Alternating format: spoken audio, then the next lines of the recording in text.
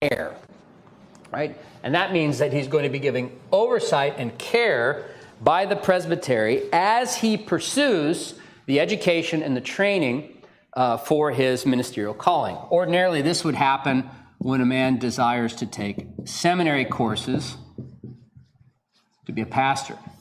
Now, seminaries offer courses for people who haven't necessarily desired that they want to be a pastor yet, and that's okay. So it's not as if you can't start taking some seminary courses before this happens.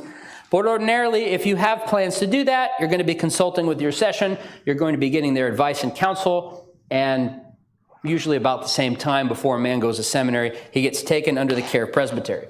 And at that time, he's interviewed by the presbytery. And if you look at section 2, it says, "It is of particular importance that the presbytery inquire as to the grace of God in him, and whether he be of such holiness of life as is requisite in a minister of the gospel. It's therefore their duty to examine him respecting his Christian life service, faith, life service, and the motives influencing him to desire the sacred office." Right, so that's essentially what the presbytery does. It interviews him and kind of examines him with respect to those things. So we'll ask the man, are you married? What's your married life like? What's your family worship pattern look like? Why do you want to be a pastor? Okay, what's your desire? What's your hopes? What's your expectations for being a pastor?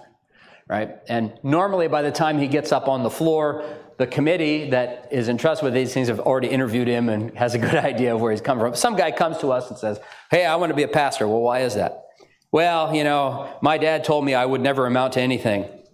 And he was an elder in the church. I'm going to prove him wrong. I'm going to go become pastor. What do you think we'd say to that guy? Say, look, you're pursuing